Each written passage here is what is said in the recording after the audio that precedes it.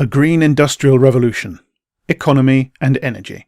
This election is about the crisis of living standards and the climate and environmental emergency. Whether we are ready or not, we stand on the brink of unstoppable change. We must confront this change while dealing with the growing inequality and insecurity in Britain. Labour led the UK Parliament in declaring a climate and environmental emergency. The next Labour government will lead the world in fighting it, with a plan to drive up living standards by transforming our economy into one low in carbon, rich in good jobs, radically fairer and more democratic. The climate crisis ties us all into a common fate. This election is our best hope to protect future generations from an uninhabitable planet. The Intergovernmental Panel on Climate Change has said we need to cut global emissions in half by 2030 to have a chance of keeping global heating within safe limits. That means acting now and acting decisively. The Tories wasted a decade serving the interests of big polluters. Labour will use the crucial next decade to act. The Tories slashed support for renewable energy while pushing through dangerous fracking. Now Britain is decades off course on vital emissions targets. That's why Labour will kickstart a green industrial revolution that will create 1 million jobs in the UK to transform our industry, energy, transport, agriculture and our buildings while restoring nature. Our Green New Deal aims to achieve the substantial majority of our emissions reductions by 2030 in a way that is evidence-based, just, and that delivers an economy that serves the interests of the many, not the few. Just as the original industrial revolution brought industry, jobs and pride to our towns, Labour's world-leading green industrial revolution will rebuild them with more rewarding, well-paid jobs, lower energy bills and whole new industries to revive parts of our country that have been neglected for too long. For some, industrial transition has become a byword for devastation because successive Conservative governments were content to sit back and leave the fate of whole industries and communities at the mercy of market forces. A Labour government will never let that happen. We will work in partnership with the workforce and their trade unions in every sector of our economy so that they lead the transition in their industries, creating new, good quality jobs and making sure that their extensive skills are passed on to the next generation of workers. We will show the world how prioritising sustainability will not only deliver immediate improvements to everyone's lives, but also offer humanity a pathway to a more equitable and enlightened economy, one that protects our environment, reins in corporate power, revitalises democracy, unites our communities, builds international solidarity, and promises a better quality of life for all. The scale of the challenge requires nothing less. Tackling the destruction of our planet is a question of justice, for the communities at home and abroad who are most affected by it, and for our children who will bear the consequences if we don't. Social justice will define Labour's approach. We will make sure that the costs of the green transition fall fairly and are mostly borne by the wealthy and those most responsible for the problem. 2019 saw the blossoming of a global movement calling on politicians to wake up and act on the climate and environmental emergency. Labour welcomed that movement and, as a government in waiting, we have turned its demands into detailed, credible plans for real change. Investment. Delivering the far-reaching change needed to tackle the climate and environmental emergency will require a full mobilisation of national resources, both public and private. Labour will create a Sustainable Investment Board to bring together the Chancellor, Business Secretary and the Bank of England Governor to oversee, coordinate and bring forward this investment involving trade unions and business. We will ask the Office for Budget Responsibility to incorporate climate and environmental impacts into its forecasts so that the cost of not acting will be factored into every fiscal decision. The cost of not acting is far greater than the cost of acting. We will launch a National Transformation Fund of £400 billion and rewrite the Treasury's investment rules to guarantee that every penny spent is compatible with our climate and environmental targets, and that the costs of not acting are fully accounted for too. Of this, £250 billion will directly fund the transition through a Green Transformation Fund. dedicated to renewable and low-carbon energy and transport, biodiversity and environmental restoration. We will create a national investment bank, backed up by a network of regional development banks, to provide $250 billion of lending for enterprise, infrastructure and innovation over 10 years. They will be mandated to lend in line with our mission to decarbonise our economy, while increasing productivity and creating good jobs across the country. As well as large-scale national and regional projects, smaller loans will be available through our new Post Bank based in post office branches, enabling thousands of bottom-up transformational changes by startups, small businesses, local cooperatives and community projects in towns and villages up and down the country. We will make sure that the UK's financial sector is helping to tackle the emergency rather than fueling it. We will do this by improving the fitness of our financial authorities to mobilise green investment, and by giving them powers to manage the risk to financial stability posed by short-sighted investment in polluting assets. Just 100 companies globally are responsible for the majority of carbon emissions. We won't be afraid to tackle this wanton corporate destruction by taking on the powerful interests that are causing climate change. We will change the criteria a company must meet to be listed on the London Stock Exchange, so that any company that fails to contribute to tackling the climate and environmental emergency is delisted. Levelling up across the country. Many parts of Britain would need this investment even without a climate and environmental emergency. Years of underinvestment and neglect by Westminster have left too many communities feeling powerless and too many areas left behind with low-quality jobs, weak productivity and slow growth. The climate and environmental emergency is a chance to unite the country to face this common challenge by mobilising all our national resources, both financial and human. But we will only succeed by ensuring that everyone shares in the benefits. Labour will make sure that investment is spread evenly across the whole country and will give powers and funding to every region and nation of the UK. We will bring about a radical decentralisation of power in Britain, so that local people and communities are given far greater control over their own lives and prospects. A local transformation fund in each English region will be used exclusively to fund infrastructure projects decided at a local level, as will devolved governments in Wales, Scotland and Northern Ireland. Our regional development banks will be governed by boards made up of key local stakeholders such as local chambers of commerce, trade unions and councillors, with Scotland, Wales and Northern Ireland empowered to make similar arrangements. They will set priorities for lending, giving every region and nation a new and powerful lever to rebuild their economy on their own terms.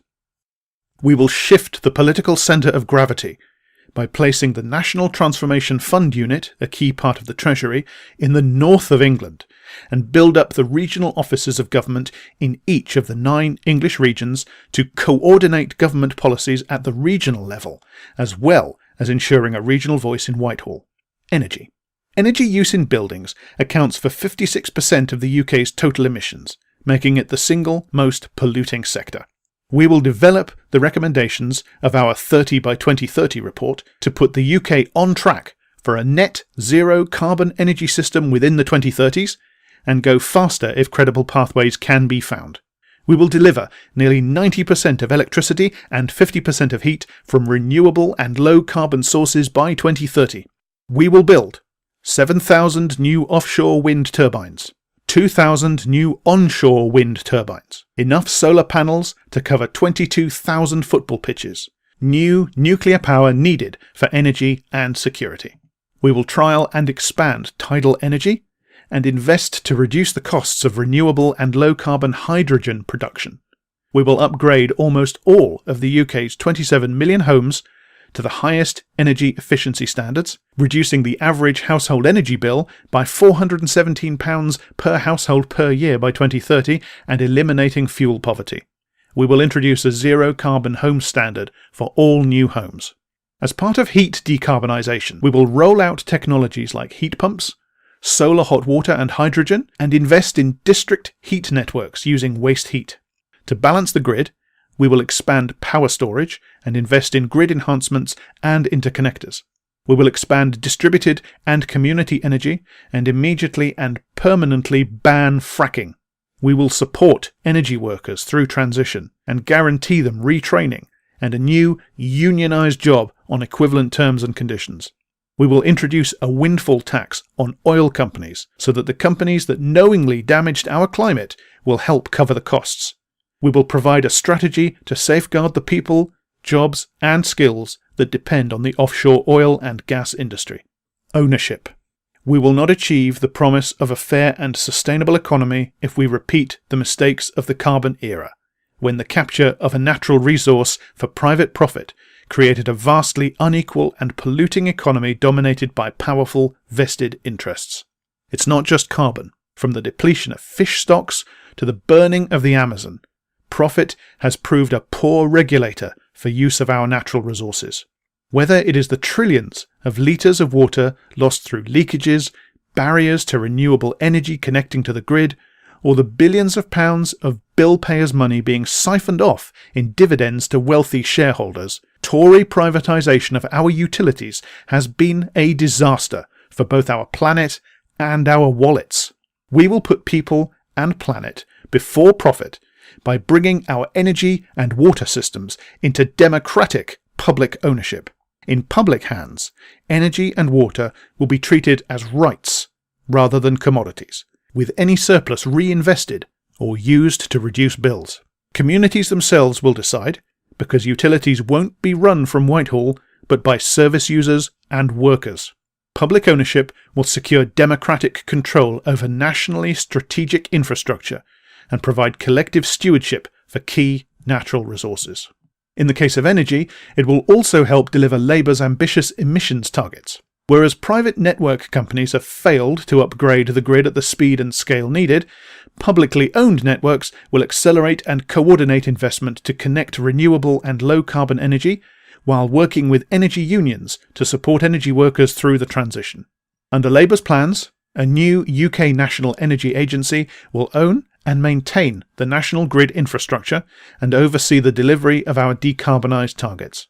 14 new regional energy agencies will replace the existing district network operators and hold statutory responsibility for decarbonising electricity and heat and reducing fuel poverty. The supply arms of the big 6 energy companies will be brought into public ownership, where they will continue to supply households with energy while helping them to reduce their energy demands. The Conservatives allowed the proceeds of North Sea oil to be squandered on tax cuts for the richest and captured in profits for the few, instead of investing them in our future. We now stand at an even greater crossroads in the development of our national economy. Under Labour, our green future will be owned by all of us. Whenever public money is invested in an energy generation project, the public sector will take a stake and return profits to the public. Industry and innovation. Averting climate catastrophe offers huge economic opportunities, but Britain will only benefit from a green industrial revolution with the right policies. Over the past 3 decades, Britain has reduced its emissions at the expense of domestic industry by offshoring production. This is an accounting trick, not a solution. It does not protect the climate, is unfair to other countries, and it damages jobs and communities at home.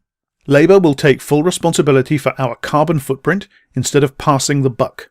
We will instruct the Committee on Climate Change to assess the emissions the UK imports as well as those it produces, and recommend policies to tackle them, including making UK industry the greenest in the world. The Conservatives have presided over a lost decade of productivity and allowed Britain to fall behind in the green technologies of the future. Labour will make sure this never happens again. Targeted science, research and innovation will be crucial to tackling the climate crisis, dealing with the plastic waste filling our oceans, and addressing other societal challenges such as an ageing population and antibiotic resistance. As part of our plan to usher in a green industrial revolution, Labour will create an innovation nation, setting a target for 3% of GDP to be spent on research and development (R&D) by 2030. We will achieve this target by increasing direct support for R&D and reforming the innovation ecosystem to better crowd in private investment. We will establish a Foundation Industries Sector Council to provide a clean and long-term future for our existing heavy industries like steel and glass, and fund R&D into newer technologies like hydrogen and carbon capture and storage. A thriving steel industry will be vital to the green industrial revolution. Labour will support our steel through public procurement, taking action on industrial energy prices, exempting new capital from business rates, investing in R&D, building 3 new steel recycling plants, and upgrading existing production sites. We will ensure that new technologies aren't just invented here, but are engineered, manufactured, and exported from here. We will put British innovation at the heart of our procurement to support local sourcing and reshoring, so that every investment we make strengthens our manufacturing and engineering sectors and supply chains, and creates hundreds of thousands of good unionised jobs here at home.